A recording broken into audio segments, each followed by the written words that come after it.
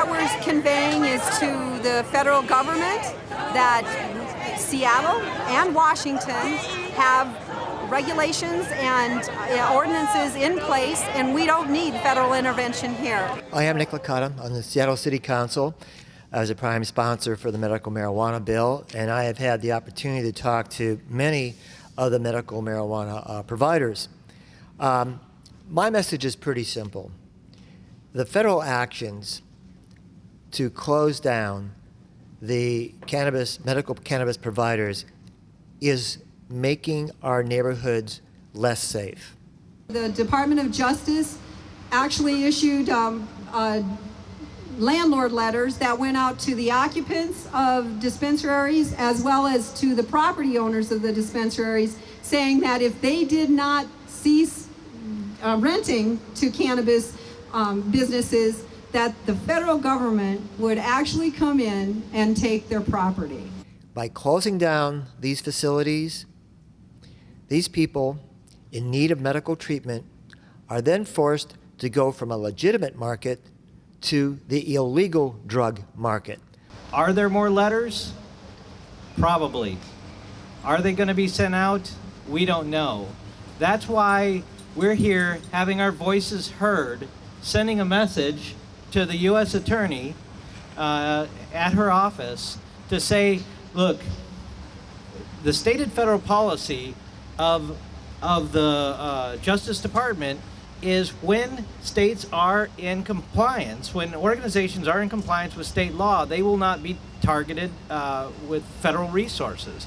Now, the federal government seemed to give us a clear indication a year or so ago in a memo, the U.S. Department of Justice, that they would not intervene in states where dispensaries are unambiguously complying with state law.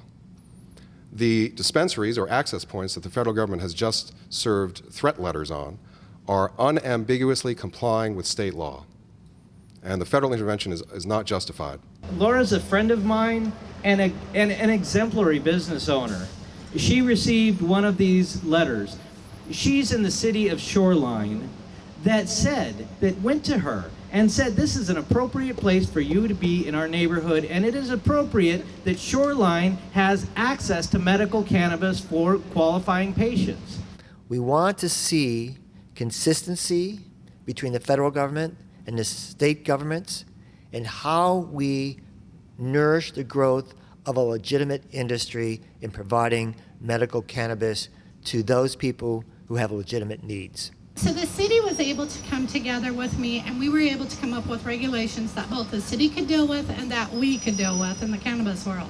One of those was 1,000 foot from a school. So there's a school 1,058 feet from me, according to the Shoreline City. They measured it from door to door.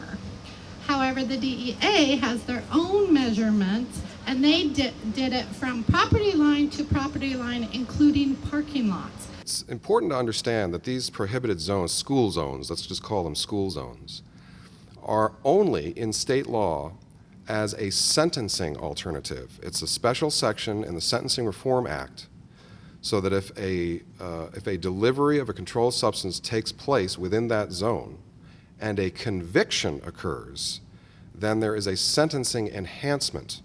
DEA, you can spin it that it's about schools all you want. It's not the case. You are trying to shut us down. The federal government is making an attack on medical cannabis across the country. It's truly a death by 1,000 cuts.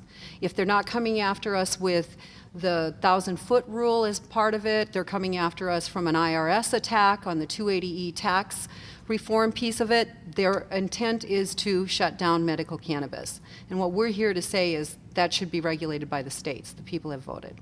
The qualified patients that go to these dispensaries by the state of Washington are not criminals. They are people in need of medical assistance. My dad and his 3 business partners ran a company called Montana Cannabis. Together, they did everything possible to ensure strict compliance with the state laws. They offered tours to law enforcement. They actually toured their facilities, the law enforcement, state lawmakers, even the head narcotics officer for the state of Montana. My dad's partner, Tom DeBear, is the leading medical marijuana lobbyist in the state. He worked tirelessly to implement tightly controlled regulatory model. Washington State is moving towards a rational regulatory system. And in other states where these regulatory systems are in place, we've already seen reductions in DUI arrests, reductions in youth use of cannabis, reductions in the sale of beer. My dad, 3 weeks ago today, died a very miserable, painful death in federal custody while serving time providing medicines to his patients. They also took my mom to jail and my brother to jail. My mom is currently serving 2 years for working for the company. My brother is serving 5 years for working for the company. I guess our message to the federal government is get off our backs. You know, we're doing it right.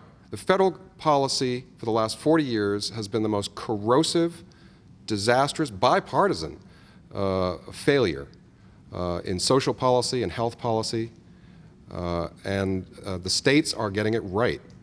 We must come together and take a stand on this disturbing violation of our constitutional rights.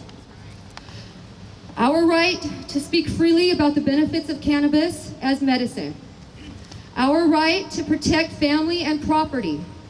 Our right to experiment on the state level policies that have overwhelming approval of voters.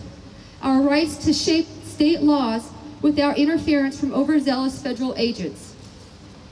Our right to be free from unreasonable search and seizure. Please, don't let anybody else die a torturous death in federal prison like my dad. Don't let the government lock up any more of its own citizens, especially when they are not violent and are just trying to help sick people. We need to take a stand, and we must refuse to back down. Thank you.